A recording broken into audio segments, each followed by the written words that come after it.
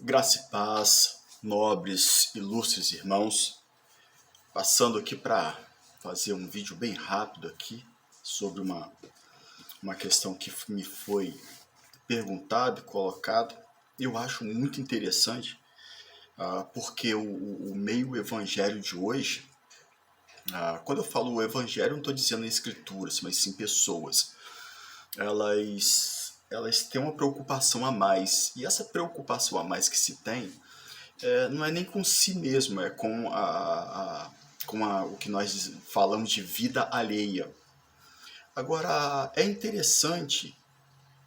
muito interessante e muito comum hoje nos nossos dias vermos o quanto que aqueles que se dizem crente, né, porque o cristão, eles têm uma capacidade, são dotados de uma capacidade de denigrir, de falar mal, de disseminar uma contenda, de difamar as pessoas e de pegar coisas que ouviu e levar isso diante.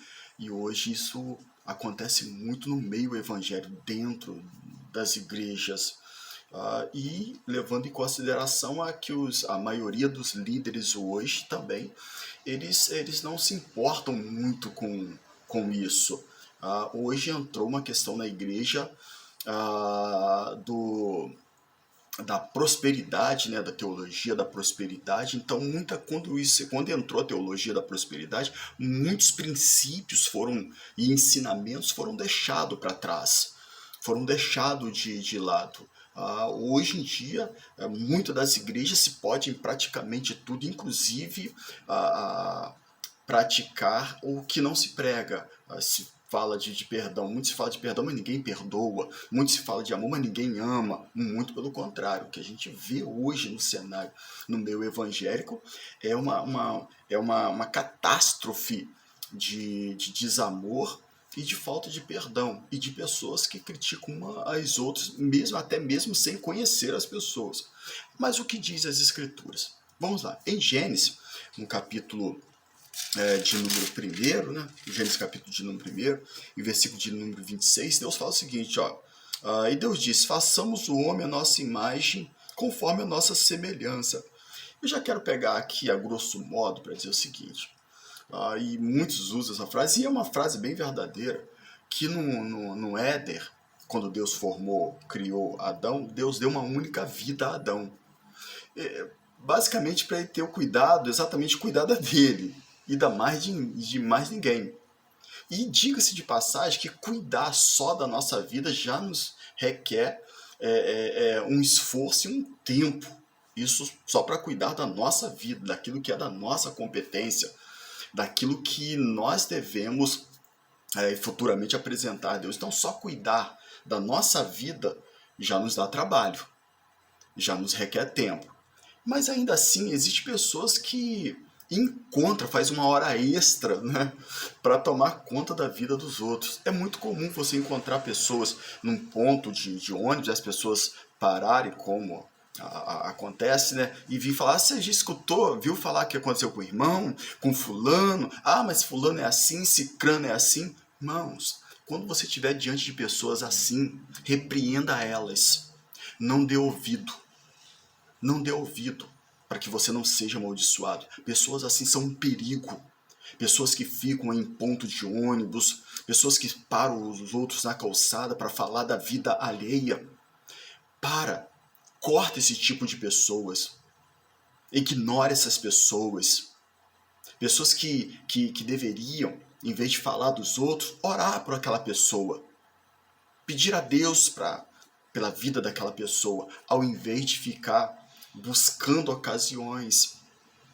Então, quando você encontrar com pessoas assim, corte caminho delas. Elas não vão agregar em nada a você. Elas só querem fermentar situações, e situações das quais elas nem sabem se é verdadeiras. Porque a maioria não são verdadeiras. Então, passe longe desse tipo de pessoas. Está na hora dessa geração começar a criar até mais um pouco mais de vergonha na cara. e a cuidar da própria vida, da própria salvação. É muito triste hoje no cenário que se tem ver pessoas que cercam as outras na rua para falar de A, para falar de B. Que tipo de cristão está sendo você? Que tipo de... Aliás, você está sendo cristão ou fariseu? Digo, tá mais para fariseu. Então tá na hora da liderança começar a ensinar um pouco mais sobre a conduta cristã. Agora, o que diz as Escrituras Sagradas? No Evangelho de Mateus, capítulo 7, versículo 1 e 2, vai dizer o seguinte, olha só, é Bíblia, né? Não julgue para que vocês não sejam julgados. Pois da mesma forma que julgares, vocês serão julgados. E a mesma medida que usarem, também usará para medir você. Olha só. Então, não é dado, facultado a nós o direito de ficar nas esquinas, nas vielas, nas calçadas, naquele famoso, quando acaba o culto, aquele aglomerado de gente ali no pátio da igreja, que parece que nem saíram do culto, irmão. Parece que nem saíram do culto, porque é muita gente falando da vida do outro ali, e isso dentro do pátio da igreja. Nem parece que essa turma saiu de um culto, entende? Nem parece que o que aconteceu anteriormente foi um culto. Então tome conta da sua vida, zele pela sua salvação. Já é difícil cuidar só da nossa vida, do que nós teremos que prestar conta com Deus, ainda mais se paramos para tomar conta da vida alheia. E geralmente pessoas que fazem isso são pessoas falidas espiritualmente. São pessoas caídas espiritualmente. São pessoas que não têm sucesso, e aí por não ter sucesso, não ser falida espiritualmente e tudo mais, elas querem que um outro grupo de pessoas sejam igual a elas. E outra, essas mesmas pessoas vão te dar conselho para você fazer o que elas fazem. Porque elas não aceitam ir pro buraco sozinho. Elas querem levar você também. Olha o que diz as Escrituras em Evangelho de Mateus, capítulo 3, versículo 3 ao 14. Vamos ficar só no 3 aqui. Porque você repara no cisco que está no olho do seu irmão, e não se dá conta da viga que está em seu próprio olho. Vem cá comigo. Pessoas que ficam pelas esquinas, pelas ruas, cercando pessoas para falarem da vida do outro, são pessoas que não conseguem ver o próprio erro da vida dela. São pessoas, e na verdade são pessoas dotadas de fingimento, e são pessoas dotadas de invejas, que queriam ser igual àquela pessoa, mas como também não tem a condição de ser, o único meio é denegrir ela. E aí pega o que A falou, o que B falou e fermenta. Seja cristão, tenha um pouco de decência, tenha um pouco de vergonha na cara. O evangelho é coisa séria. Ou nós somos evangélicos, ou nós não somos.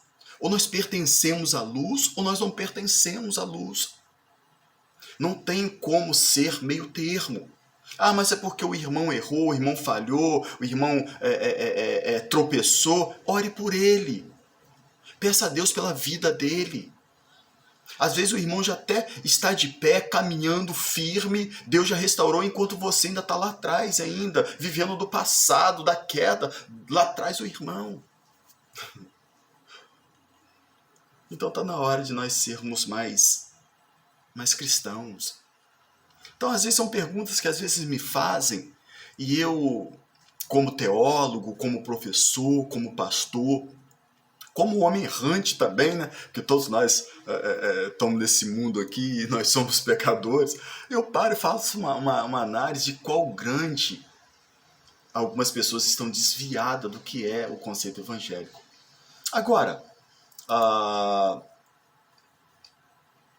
o que Romanos diz, Romanos capítulo 14, versículo 12. Diz assim: Deste modo, cada um de nós prestará conta de si mesmo a Deus.